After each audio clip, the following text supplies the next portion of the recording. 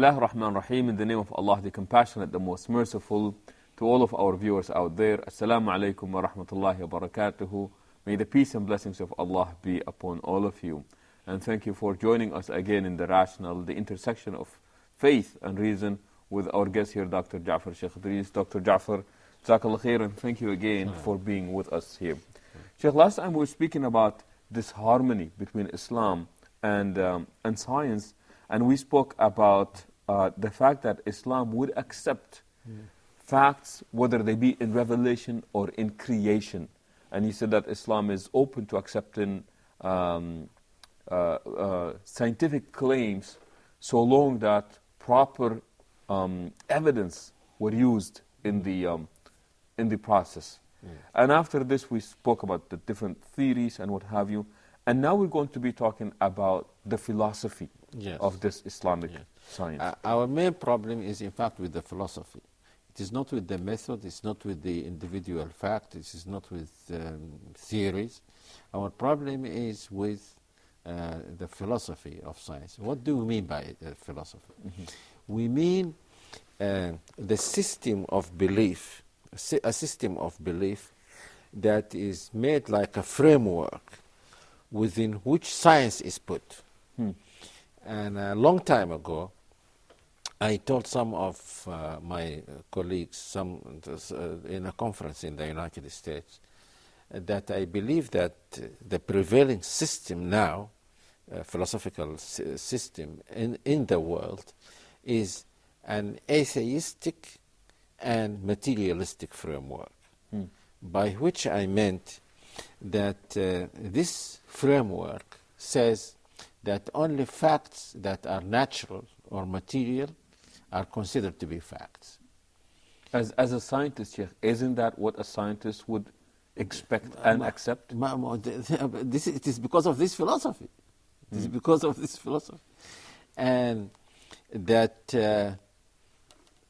the world is self-sufficient, this world is self-sufficient in the sense that every thing that happens in this world must be explained within the world. This is a natural phenomenon. It must be explained by another phenomenon. Any invocation of something outside the world, especially if it is God or so, makes the statement or the explanation unscientific. Now, so this philosophy does not have God in mind as part of its framework. Even if you are a believer, when you do science, you must assume this atheistic position. And of course, this is not something that is demanded by the method. Neither is it part of science. It is a framework within which science is put. Many people don't know this. Many people. It is some of the people who are called philosophers of science. They know this. I will give, inshallah, an example of that. So nothing outside this world should be invoked to explain something inside the world. So religion is ruled out by definition. I told some of them, I said, now you say there is a conflict between religion and science, but you created the conflict. When you defied science in such a way as not to have any place for religion inside it, and then you blame religion for not being scientific. That is not fair.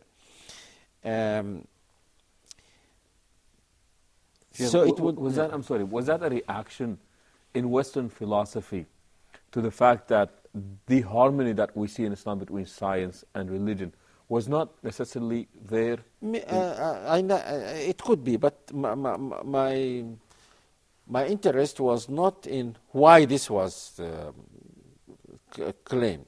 I am just stating a fact that this is what is called now the philosophy of science. And this philosophy is so influential that I think it is behind the insistence of many of the scientists on atheism. They don't want to see anything in the world that points to a creator, because this is against this framework, because the framework is atheistic. So they don't want anything to interfere with this and say no, it should not be atheistic because there is a creator. And therefore they can go to the extent of denying anything, even if there is what you might call scientific evidence for it. Yeah, for example, I give the example of praying and rainfall. We as Muslims, as believers in the Creator, and even some other people, I was surprised when I was in the United States to find that some Christians do the same. They pray so that rain may fall.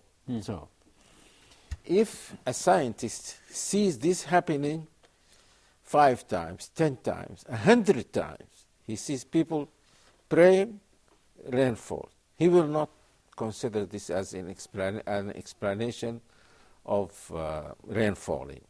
Why? Because in his system, he cannot link this with this. There is no link. You are linking it because you believe that there is a creator and everything is in his hands. You pray to him, you ask him to send rain, he sends rain, and there can be an explanation for the falling of rain from these clouds and so on, so on. But he doesn't see any link between this praying and the rain that took place. Rainfall. He has to say that this is just by chance that, and so on. So this is our problem with the philosophy of science. There was recently, and this is not just something theoretical. I give you an example. Someone, when I was in the United States, I read this book called Darwin's Black Box. Darwin's Black Box. This was a professor of microbiology. He's Catholic, I think. Now, this professor said that these these microorganisms were not known at the time of Darwin. So for Darwin, they are a black box. Now, then he made the further claim that the theory of Darwinian theory of evolution cannot be applied to them. Why? Because no part of them develops. They do not start as when things develop. They start. There's an initial stage of the thing, then it develops and develops, and the thing is complete. He said that when you look into the nature of these microbiological entities like the cell, you can see that no part of them leads to the other. They are designed, he used the word designed. They are designed from the beginning to serve a certain purpose. Interesting. So they do not evolve. They do not evolve. And he likened this to a mouse trap. That old mouse trap where the mouse gets into to eat something that is inside something like a box, and it falls and so on. He says if you look into this mouse trap, you can see that it was designed to catch these mice, so it doesn't develop. This was his theory, and he called it, and it was called, I think, theory, design or something, and that there must be a designer. Many believers, Christians, liked this idea, and some of them said that this theory must be studied. We must give our students, our pupils, the chance to study this along with the theory of evolution. And the board of a school in Pennsylvania decided by majority that this should be taught in the school. But the minority was against this, resort to the court to prevent this, and the court ruled in their favor. In the favor of the minority. Of the minority. Why? They said that this theory, they consulted so many people and so on, and they decided that this theory is not scientific. Why? Because of what I have just said. Because they said that this theory talks of a designer, and by the designer, this is just another word for God. And no scientific theory should involve something like God to explain something in the world. And this was rejected on the basis that it does not fit within the framework of the philosophy. Because I'm sorry, but this is really getting very interesting at this point. So please do hold on to that thought until we come back from our break. Please stay tuned, and we will be back soon, inshallah.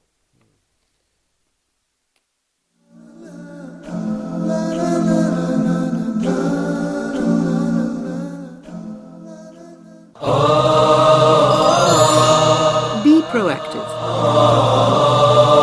How to be proactive in Islam, how to serve our religion, how to serve our life. No, we want them to be proactive in matters that are related to their ummah, the true leader. And this is maybe we need to have this, okay, among us as Muslims. The true leader is the one who creates leaders. So the society at the time of Prophet Muhammad, peace be upon him, gave the chance for the children to blossom.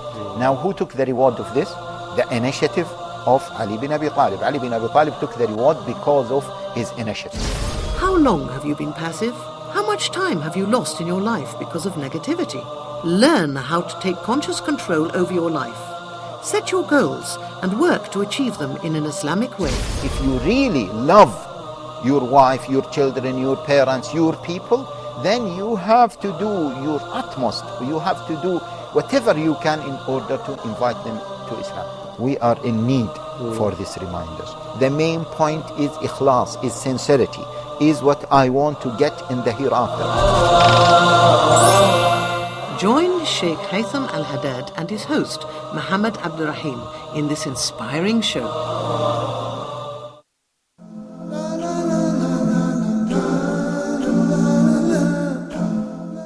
Assalamu alaikum wa rahmatullahi wa barakatuhu, and welcome back again to The Rationale, the intersection of faith and reason, with our guest here, Dr. Sh.Yassir Sheikh Idris.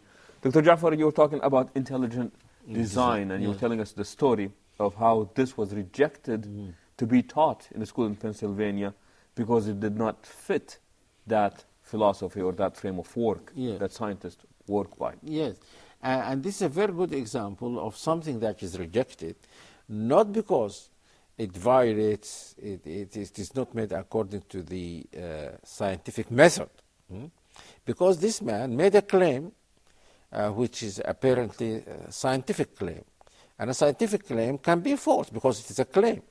But then you should, if you criticize the claim, you can say that your claim is false because of this, because of this. Because you don't say we reject it because it involves intelligent design.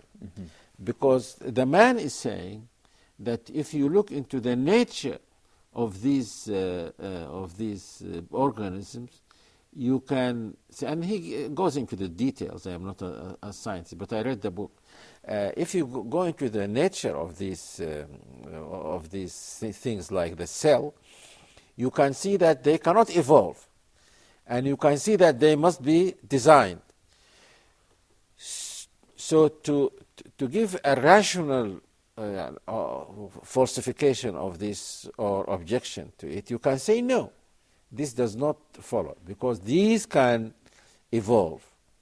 Your argument is wrong, and so on. But to say that because you said that this points to a creator, then your claim is not scientific? Does this mean that even if there is proof evidence, even if there is clear evidence of something in the world pointing to its creator, you still deny it because it should not do so? And that's why some of them were very embarrassed by the theory of the Big Bang, as we referred to last time. Mm-hmm. Because the Big Bang says there was nothing and then there was something. So this was a problem for many scientists. Where did this come from? And this opened the question of the creator, because if there was nothing and then something came into existence, the question arises, where did it come from? How did it come to be? And so on. So they didn't like this. Some of them rejected the theory because of this kind of philosophy of science. Interesting, Sheikh. I remember one time we were at school and somebody was studying a book, and somebody came over and leaned and said, "What are you studying?" And he said, "I'm studying Tawheed, asserting the oneness of the Creator." And when we looked at the cover of the book, it said, "The cell." And somebody said, how can that be? And it goes back to the fact that there is no dichotomy in Islam in that creation and revelation aspect of getting that knowledge. I think the problem might be as what you said, because many of these people in the West know that there are factual mistakes in what they call scripture, and therefore they don't have any trust. They don't want to bring this into science. But now this man is not saying that I am saying this because it's in scripture. I am saying it because there is what I consider to be enough evidence, scientific evidence for it. So that's why, just like what we are talking about when we talk about democracy, we will say that people should think for themselves. Here we also suggest that people, Muslims, should have their own philosophy of science. Now, we will not, some people, the moment you say this, I suggested this some time ago, the moment you say it, some people will say, just as in democracy, if you criticize democracy, people think that you are for dictatorship. Now, if you say this philosophy is wrong, then some people will say, you want to distort the scientific facts to make them suit your religion. No, my religion doesn't even allow me to distort scientific facts, because if I distort scientific facts, I will not be honest even to my religion. So what is the frameworks that we are saying? We want this framework to be Islamic, in the sense that we will say as Muslims that unlike the secular people, we have two sources of knowledge. They have only one source, and we agree with them that it is a source, the world. How to get facts from the world according to the scientific method, we accept that. But we say that there is another source for which we have rational evidence, and that is the word of the Creator. So if I want to build a science of anything, I should get facts from both sources, especially when if I am talking about something that relates to human beings, like the psychology, Sociology. Yes, something like this, because there is much in religion about psychology, about sociology, about economics, and so on. So, therefore, my discipline should be built on facts drawn from both Sources. Both sources. So I will accept as a fact I will accept it as a fact, as a true fact, if I find any conclusive evidence for it, either in this source or in that source. And I think in this way, when I wrote this, some people who were, I don't know what, they were in California also, they specialized in summarizing interesting articles. And they wrote to me. They said, we want you to summarize this article for us because we send it to thousands of people. So, of course, I was very glad that they will do this, and I complied with what they told me. It might be that they were Christians. I mean, I don't know. But there is room for this. We should not always be just imitating people in the West. Very fascinating, Sheikh. This is the last question here, as time we're running out of time here. I think earlier you alluded to, even in the Western world, most scientists, I think you said that, were actually believers. You quoted Newton, who was a believer, believed Einstein, and other people who were believers. And I'm just wondering, where does that framework come from, even though a majority of these scientists were actually believers? Yeah, this man that I told about, is, by the way, he's called Professor Behe, B-E-H-E, who wrote this book. He said that the percentage of believers, unlike, he said, what many people think, he said that the percentage of believers in the scientific community is just like the percentage of it in the larger community. Because many people think that the majority of scientists are atheistic. And he said that this is not true. I don't know, but I blame their religious beliefs. I blame their religious beliefs. You see, had it not been for the fact that in spite of the defects that find in the religion, had it not been for the fact that they feel, and this is natural, that a person cannot live without religion. Had it not been for this fact, I think that most people would have become atheists. But a person might say, I'm not sure that this is what Jesus said, I'm not sure that this is true, but there is much in the rest of the book that is very good.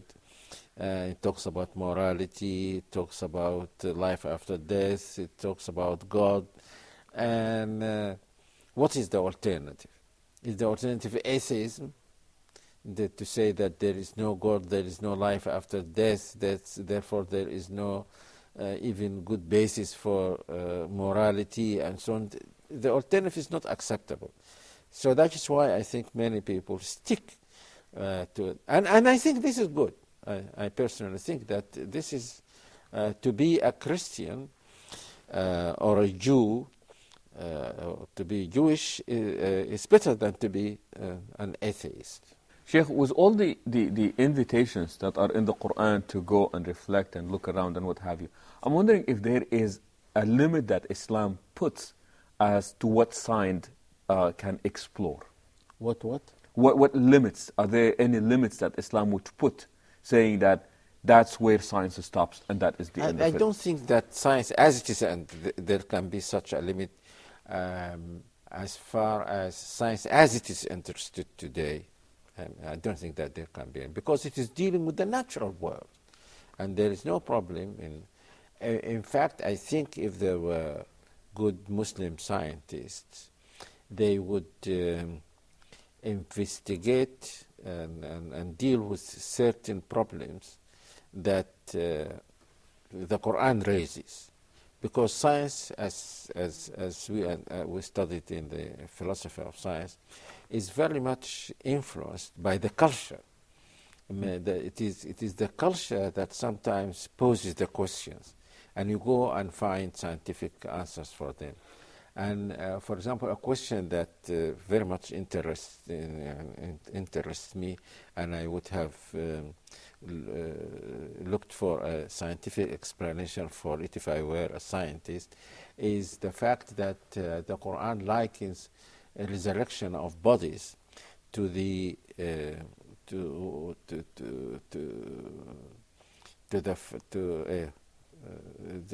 something like the resurrection of barren land. Mm-hmm. In what way is this barren land similar to the... I would have discussed, gone and studied something like this. And there are many similar things, something that happened in history. Also, for example, many scientists now, some scientists, I must say, studied some of the stories that were mentioned in the scripture, like that of Noah's Ark. And they said that they found something which might be remnants of Noah's Ark. In fact, one of my friends, you know him, the late Mahjoub Abeid, he was a very intelligent physicist. He told me once that someone wrote about this, and he said that these remnants of the ark were found in an area mentioned in the Bible, and the exact spot mentioned in the Quran. Interesting. Yes. Interesting. So I would have investigated and looked into things like this. Good. Well, we're hoping that some of our viewers out there, Muslim scientists, have heard this by Sheikh Ja'far and look into some of these answers. Sheikh Ja'far, as always, it's been a pleasure being with you, and thank you for being with us here today. And with this, we come to the conclusion of this part of our program, thanking you for joining us and hoping that you would join us the next time as well. Until then, we say so long and Assalamu alaikum wa rahmatullahi wa barakatuh.